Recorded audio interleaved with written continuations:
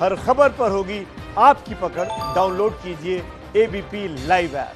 अपने कार्यकर्ताओं और मतदाताओं से डिजिटल प्लेटफॉर्म पर कैसे जुड़ें, इसकी जिम्मेदारी है बिहार के जल संसाधन मंत्री संजय झा से। संजय झा जी, आपको ये जिम्मेदारी दी गई है।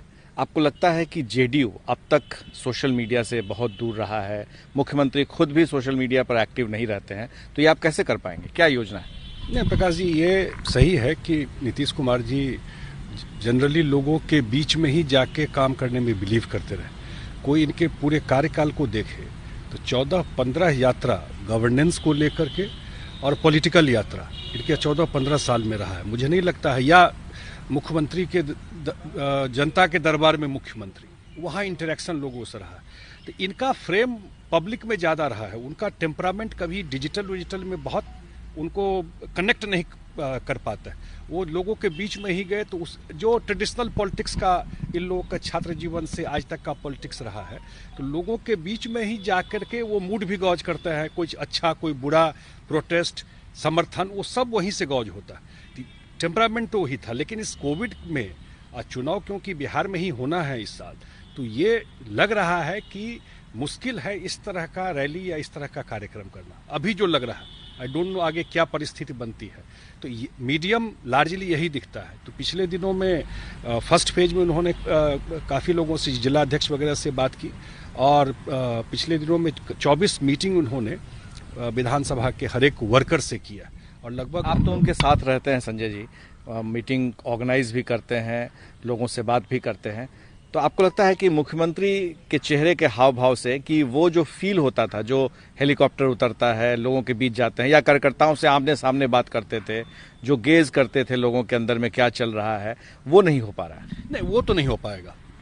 मैं आपको ऑनेस्टली बताऊं, ये चीज़ और जो लाइफ लॉन्ग पॉलिटिक्स इसी बैकग्राउंड में कोई किया हो, उसको सडनली कहिए कि आप आ करके कमरे में बैठ करके कैमरा लगा करके और बोलिए, तो वो डिफिकल्ट। चेहरे पर आप क्या भाव देखते हैं? नहीं, वो भाव तो बिल्कुल, मुझे ये पर्सनल मेरा ओपिनियन है कि जो आपको एनर्जी, जो ताकत, जो समझ आपको, मैंने मुझे, हम लोग तो थोड़ा बहुत समझ भी लेते हैं, लेकिन उनका टेम्परामेंट बिल्कुल लोगों के बीच वाला ही टेम्परामेंट रहा है। उन कभी भी कंफर्टेबल होंगे, आई डाउट, इन सब चीजों से। उनका जी मचलता है लोगों के बीच में जाने का? बिल्कुल 100% उनका जी मचलता है। अभी भी उनको लगता है, लोग बोलते हैं 85 दिन रहे मेरे सामने, कितनी बार वो अपने अफसर सबसे पूछे हैं कब निकल सकते हैं, कब जा सकते हैं। चीफ सेक्रेटरी से भी कहा, भाई हम निकल कब सकते हैं, लोगों के कहीं जाकर के एक जगह हम कम से कम क्वारंटीन सेंटर ही देख के आते हैं। लेकिन क्योंकि उनका मूवमेंट होने का मतलब हो गया कि इतने लोगों को एक साथ निकलना, तो वो बहुत लोगों को आप खतरा में डाल देता है। आज के परिस्थिति में, जब लॉकडाउन था, ये जो परिस्थिति थी, तो उनको, आपको जो लोग उनके राजनीति को नजदीक से देखे हैं, ये पॉसिबल तो आखिर ऐसा क्यों होता है? तेजस्वी यादव कहते हैं कि मुख्यमंत्री के घर में जाना होगा, किस बिल में छिपे हैं, निकालना होगा, इतने दिनों से बाहर नहीं निकल रहे हैं, ये फिर ये आरोप क्यों? नहीं, उनसे आप क्या अपेक्षा कर सकते हैं? वो तो खुद भागे हुए रहते हैं। उनको क्या पता है बिहार में क्या हो रहा है, कैसे काम हुआ है? वो तो 70 दिन भागे थे, 60 दिन यहाँ से, जब पीक था। आज जनता बुरी तरह यहाँ घिरी हुई थी, इतने लोग आ रहे थे, तो वो यहाँ थे क्या? वो तो यहाँ थे नहीं देखने के लिए यहाँ क्या काम हो रहा है। उनको क्या आइडिया? अब चुनाव आ गया तो आ गए वो। नीतीश कुमार जी अगर डे 1 से उनका रूटीन कोई जाकर के फॉलो करे, जिस दिन से ये लॉकडाउन हुआ है, और आज तक कोई ऐसा दिन नहीं हुआ है ये सुबह से शाम तक एक एक चीज को माइन्यूटली वो नहीं चीज देखे। तभी चीजें जो बहुत जगह आप देख रहे होंगे, जो दिल्ली या मुंबई को लोग समझते थे, वहाँ चीजें खराब हो रही है। लेकिन ऊपर वाले की कृपा से बिहार में आउट ऑफ हैंड चीजें नहीं हुई।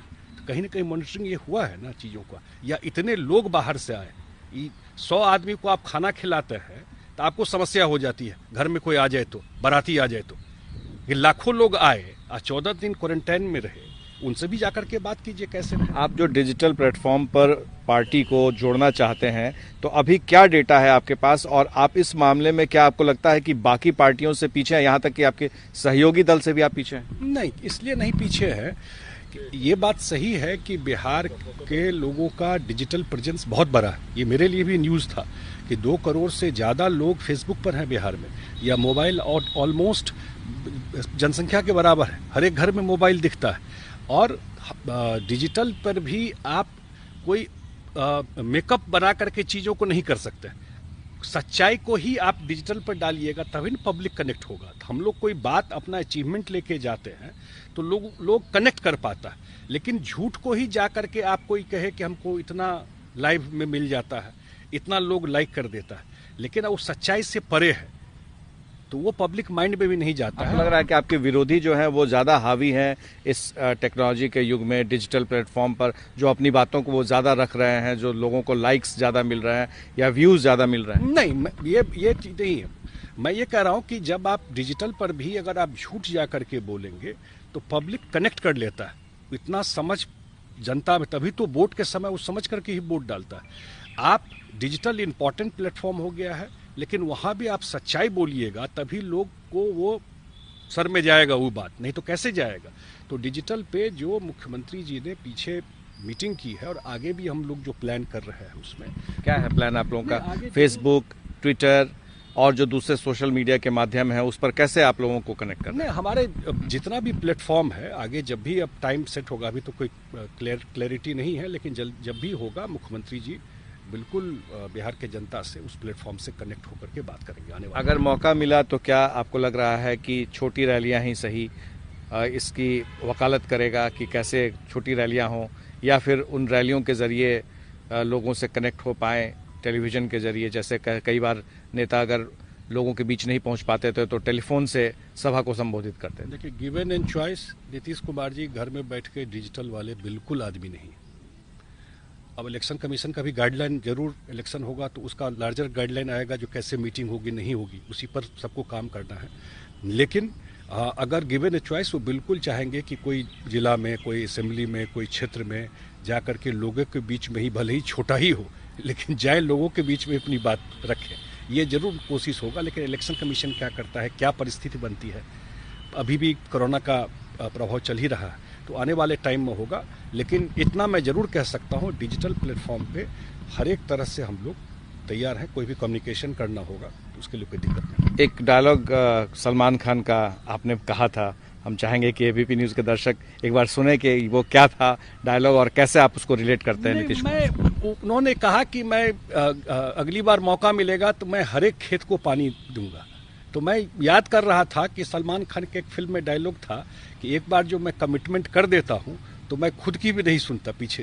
तो लोगों ने बिहार में देखा है, भाषण देना एक बात है, उन्होंने कमिटमेंट किया कि अगर बिजली नहीं मैं दे पाया तो आप वोट देने मत निकलिएगा। आपको याद होगा, यही गांधी मैदान में बोले थे, मुझे मत दीजिएगा। ये रेयर पॉलिटिक्स में होता है।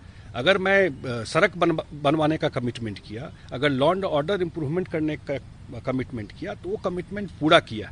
तो वो पब्लिक जानती है कि अगर नीतीश कुमार एक बार बोल दिए कोई बात कि ये मैं करूंगा, तो वो करके दिखाता है। संजय झा जी, सीधे तौर पर कि डिजिटल का ज़माना आ गया है, डिजिटल से लोगों को जोड़ना है और ख़ास तौर से चुनाव के वक्त में जितना ज़्यादा हो सके अपनी बातों को लोगों तक पहुंचाने का इरादा है। ये भी एक चुनाव है जिसमें पहली बार ये तय होगा कि डिजिटल की सेना में सबसे भारी सेना किसके पास है और लोगों को अपनी ओर लुभाने में कौन कितना ज़्यादा आगे है। हमारे सहयोगी शैलेश के साथ प्रकाश कुमार, एबीपी न्यूज़, पटना।